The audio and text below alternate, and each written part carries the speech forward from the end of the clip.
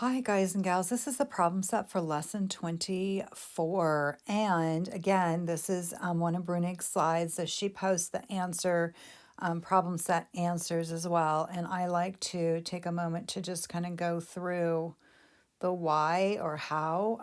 Maybe we don't even need to, but just to talk it over. So this reminds me of how we opened this whole lesson with the apple orchards. It says, Marissa, I'm going to put in my pen, my color pen. Marissa just bought 100 acres of land. Got it. She wants to grow apple, peach, and cherry trees on her land. Color the model to show how the acres could be distributed for each type of tree. So the apple, do we have, does it say? So the apple tree, we've got 26. So 1, 2, 3, 4. So right here, this is the apple. And 26 over 100, 26 hundredths is a decimal. And here, for the peach, we have 10, 20, 30, 40, 4, 45. So this is the peach. We got that. And for 45%, 45 out of 100, 45 hundredths. So lastly, here, we've got 10, 29% for the cherry, and 29 over 100 and 29 hundredths. And then this tells us right down here the colors and what they represent. Got it.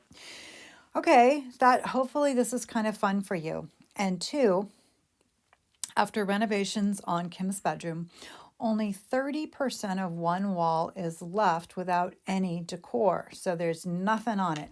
And that would be 10, 20, 30. This is the 30% right here.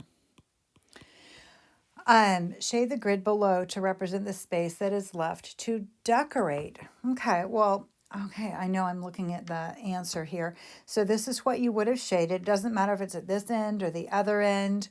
What does each block represent? So in this case, that is 1/100th. It's 1 out of 100 pieces, each one of these.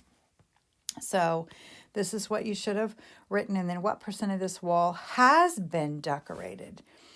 Okay, well, so 30% of the wall is left without any decor.